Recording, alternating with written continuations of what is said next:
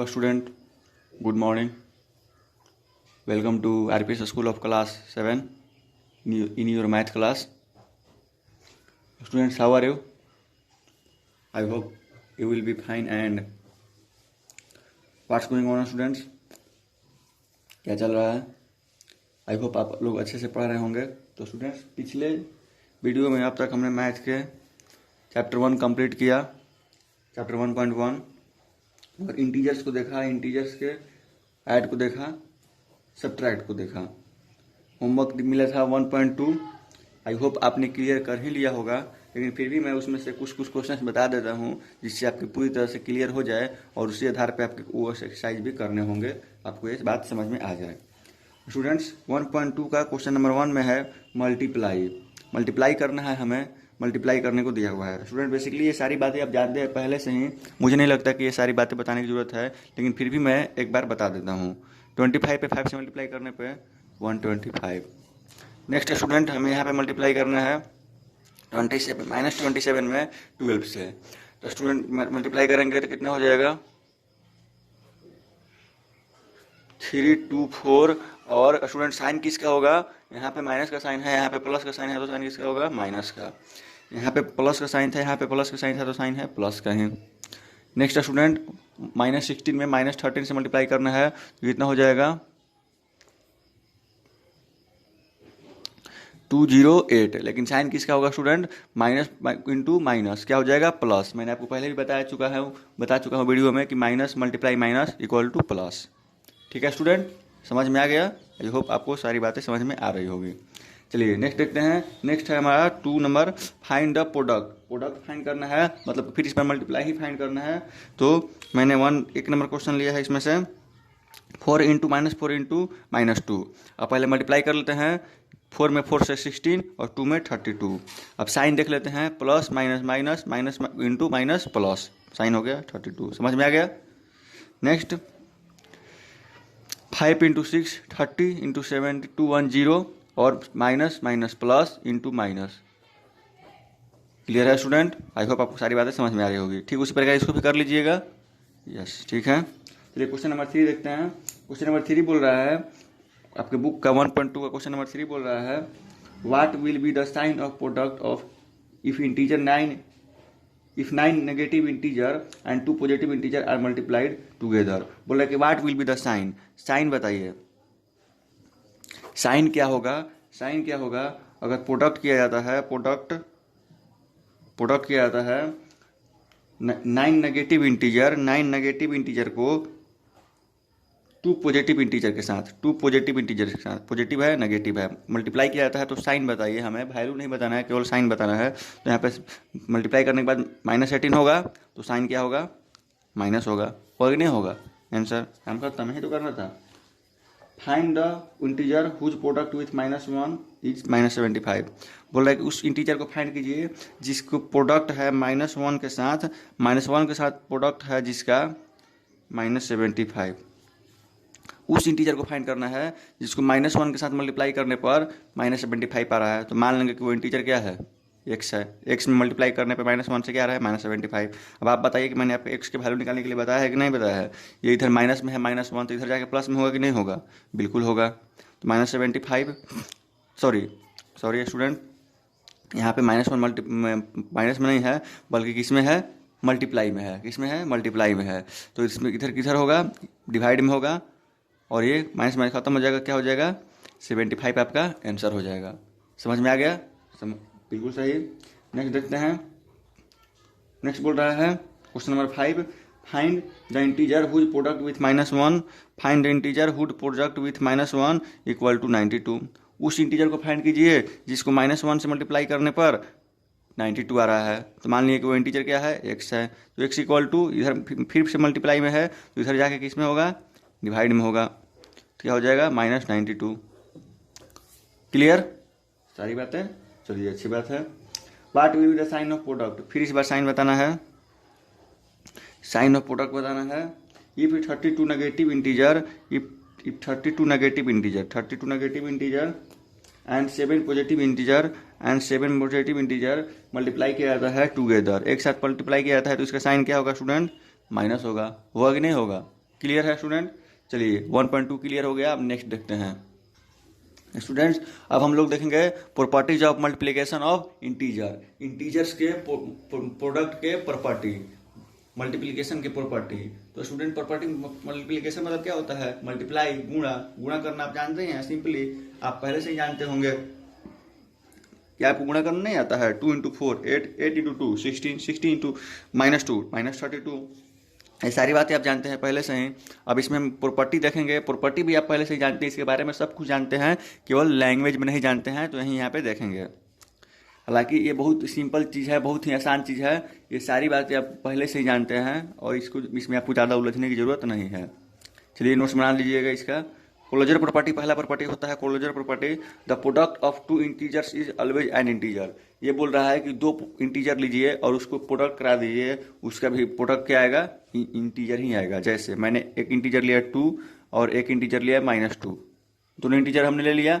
अब इस दोनों को प्रोडक्ट कराया तो हमें मिला -4, और ये भी एक क्या है? इंटीजर है।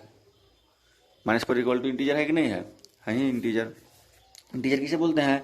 A set of negative number and positive number including zero.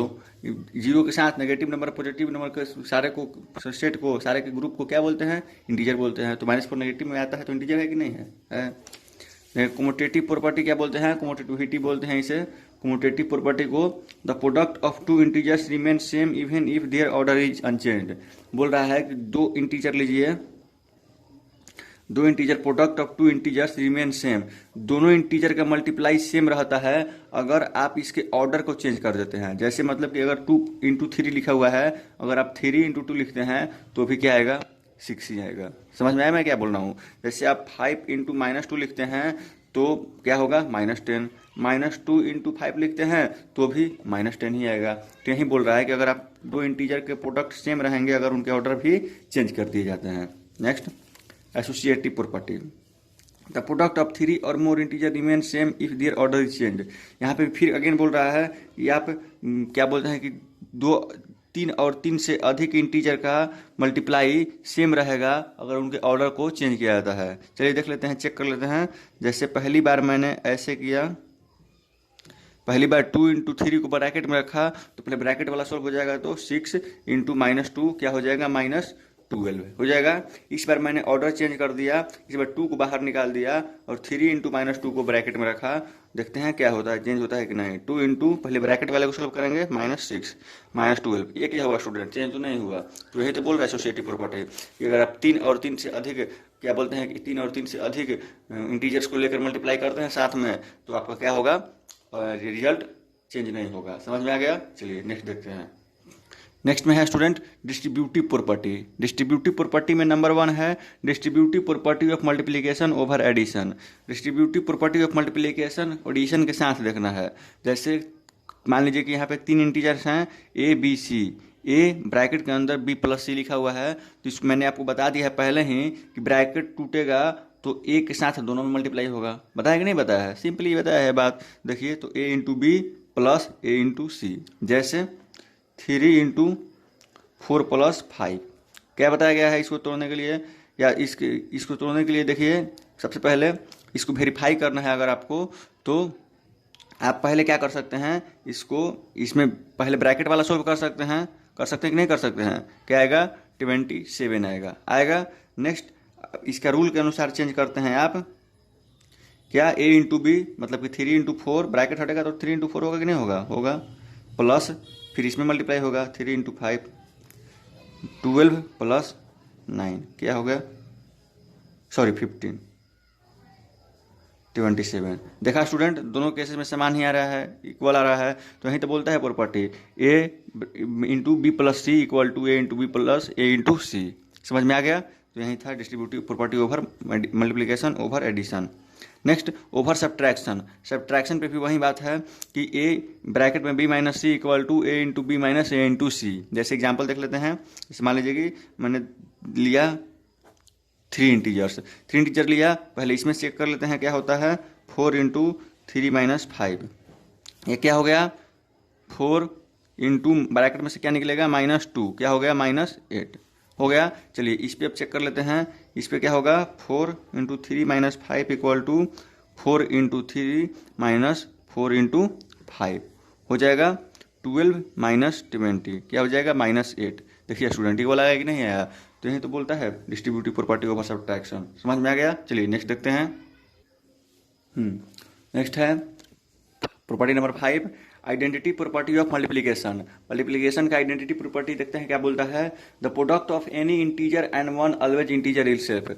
बोल रहा है कि इटसेल्फ बोल रहा है कि प्रोडक्ट कराइए दो चीज़ों का, एक किसी भी इंटीजर को ले लीजिए और एक को ले लीजिए, तो वो इंटीजर ही रहता है। सिंपली आप जानते हैं ये प्रॉपर्टी कुछ नया नहीं है आपके लिए कि आप किसी भी इंटीजर में, किसी भी नंबर में, किसी भी रियल नंबर हो, कुछ भी इंटीजर हो, कुछ भी हो, आपका कोई भी नंबर हो, उसमें अगर एक से मल्टीप्लाई करते हैं तो एक ही आएगा। समझ में आ रहा है मैं क्या बोल रहा हूँ। आप इस बात को पहले से ही जानते हैं कि किसी भी नंबर में एक से मल्टीप्लाई करने पर एक आएगा, उसे ही बोलते हैं आइडेंटिटी प्रॉपर्टी ऑफ मल्टीप्लिकेशन।